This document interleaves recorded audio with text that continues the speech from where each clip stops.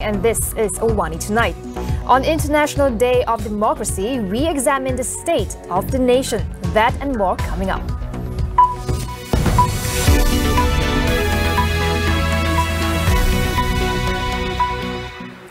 The Penang state title awarded to Datuk Sri Najib Razak has been revoked effective today. Governor Tun Ahmad Fuzi Razak agreed for the state government to revoke his title in light of the federal court's decision to uphold Najib's conviction and sentence in the SRC international case. Najib was first awarded the Darjah Utama Pangkuan Negeri, which carries the title Datuk Sri Utama, in 2009. Earlier this week, the Sultan of Selangor also stripped Najib of 2 state titles. This includes his Datuk Sri title awarded in 2004 and his Datuk title awarded in 1992. His wife, Datuk Sri Rosmah Mansur's Datin Paduka Sri title, which she received in 2005, was revoked as well after she was found guilty of 3 corruption charges at the High Court on September 1st. In 2018, the Negeri Sembilan Palace revoked the Datuk Sri titles of both. They, however, still have many Datuk Sri titles from other states, including from Pahang, Melaka, Kedah, Sabah and Sarawak. Tun S. Samivalu, one of Malaysia's longest-serving cabinet ministers, has died at the age of 86. It is learned that he passed away peacefully at his home this morning. Having started his political career at 23, Samivalu was president of MIC for a record 31 years until 2010. He was also Sungai Siput MP from 1974 to 2008.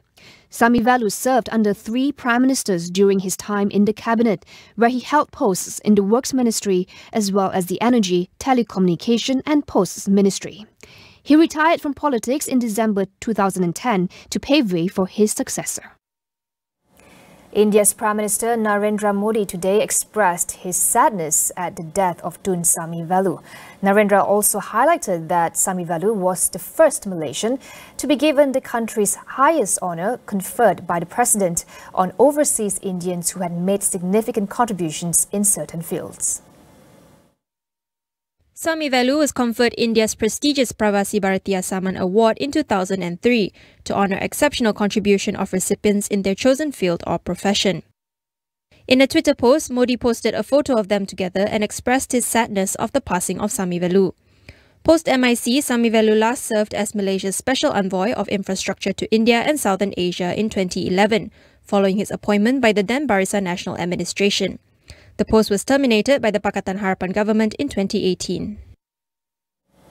PTPTN loans for students in the first tier of the M40 group will be increased from 75% to 100%. Prime Minister Datuk Sri Ismail Sabri Yaakob announced that M40 students are also now eligible to apply for the laptop loan scheme facility. Ismail Sabri said the move is among the government's efforts to protect the interests of students, with more announcements to come. He added that he was informed by Higher Education Minister Datuk Sri Dr. Noraini Ahmad that the Malaysian Family Cheap Sale Program will be held at every institute of higher learning beginning next month. This is to address the issue of rising cost of living among students. While there have been some progress on democratic practices in the country, there is still room for improvement. On International Day of Democracy, Professor Zaharom Nain from University Nottingham, Malaysia, calls for less political interference and amendments of laws that hinder democracy. There needs to be less political interference in democratic institutions and practices, less interference in the media, less interference in education, less interference in religion even by the state or by the government of the day. There is this wrongful assumption that the government knows best and that things can't get better if the media, if education, if religion are in the hands of the people. I think we have to look at a whole long history of religion, education, and also media, not only in this country, but other countries as well, to see that, more often than not, governments are there to create problems rather than to to provide any solutions for the media. And I think recent events as regards the media, the dismissal of one particular editor-in-chief and replacing that, I think you and I know where they are. These are just not on for a democratic society. He also highlighted the many legal instruments that act as barriers to Malaysian democracy. Presses and Publications Act, the Communications and Multimedia Act, that has been used time and again to silence citizens. The Peaceful Assembly Act is another one. It's a bit ironic to call it a Peaceful Assembly Act. So I think all these laws, and then of course the Official Secrets Act, all of these are hindrances. They are barriers to democracy and democratic participation. And I think there is a need to be aware of this. And I think to be aware of this, one, the state, the government, or whoever you want to call them, need to be aware of what democratic participation or what democracy is all about. Many people seem to think that democracy is the ability to go there and vote once every 5 years.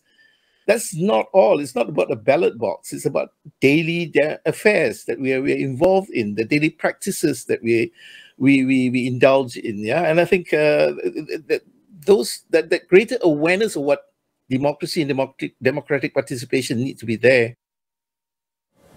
Commenting further on the state of our federal government for the past few years, Zaharom believed that while the current political situation creates instability, it may not be all that bad. Personally, I think political parties at the present moment are unstable, right? And perhaps this is a good thing. I mean, the major political party, UMNO, for example, seems to be having problems within the party itself. So when you have that, I think that's a good. It can be a good thing for the people, because then some side will decide to work with others, and this instability within political parties will eventually, I feel, lead to a number of coalitions being set up rather than one dominant party or one dominant coalition. Given our history of dominant parties, perhaps it's better that there is no one party that dominates overall. So it's like the light at the end of the tunnel. Everybody says that this unstable and all the instability. Many of us see is due to for this period of time an incompetent government or two incompetent governments that have been there. So that could be one reading of it. And it has been made more stable by the fact that an MOU was drawn up led by the opposition that said, "Hey, let's stop with the politicking and let's get down to working for the people." On International Day of Democracy and ahead of Malaysia Day, we take the opportunity to review the state of the nation.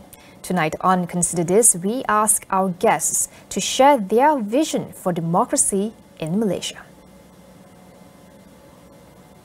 We'll take a short break. Stay with us.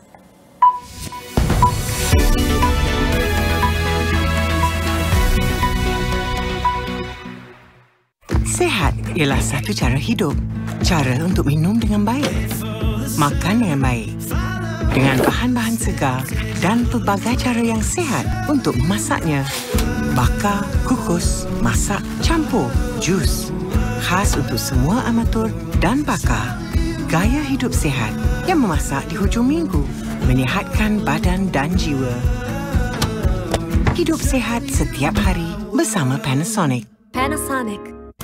Macam mana nak berniaga kalau sering berdepan gangguan internet dan ancaman cyber? Dengan penyelesaian Maxis Business, anda pasti boleh. Berniaga di mana saja, bila-bila masa, dengan panggilan dan data tanpa had, walau anda berada di luar pejabat. Anda tidak perlu risau lagi dengan perlindungan cyber yang hebat. Miliki pelan Maxis Business Postpaid dan Fiber hari ini.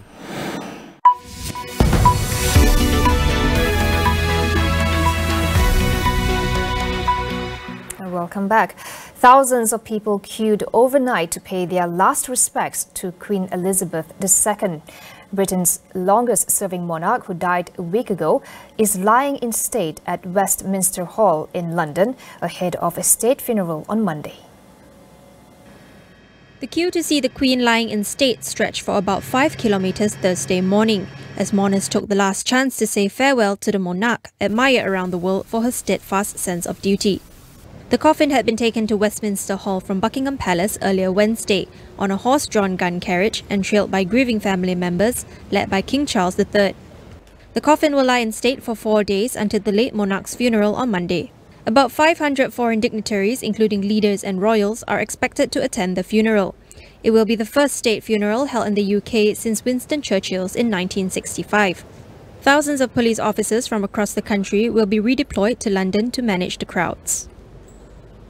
South Korean police arrested a woman accused of murdering 2 children whose remains were found in suitcases in New Zealand last month.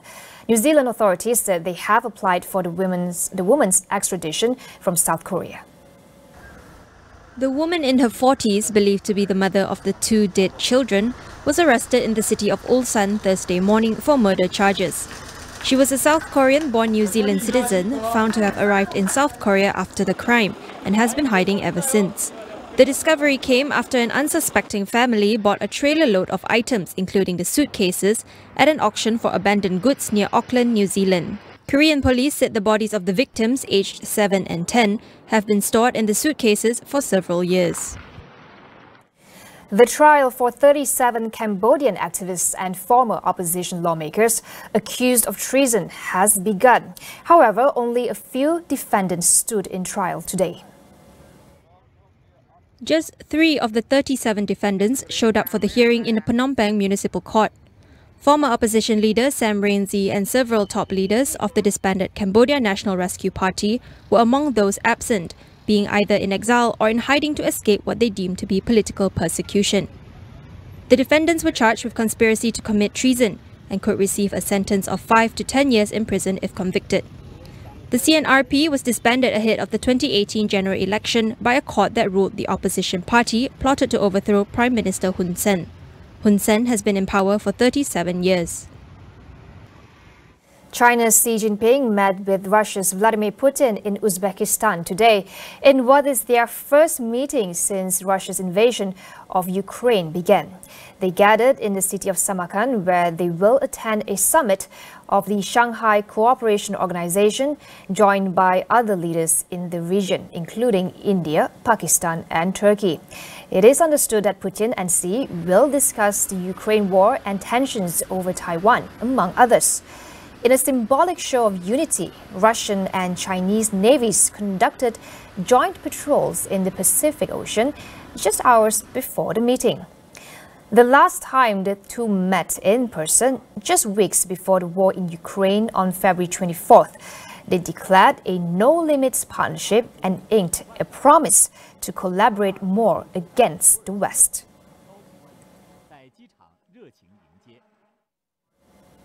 Typhoon Muifa was downgraded to a strong tropical storm by Chinese weather forecasters today, but it is still expected to bring heavy rains and flash flooding across several provinces as it moves north across its densely populated east coast. High winds and heavy rain from Typhoon Muifa made landfall in China on Wednesday night, grounding flights and port operations in Shanghai. However, the financial and shipping hub is gradually returning to normal this afternoon as the city dropped its typhoon alert to the lowest level. Initial reports suggested limited damage and minor flooding around Shanghai, although local media did report that more than 400,000 people were evacuated.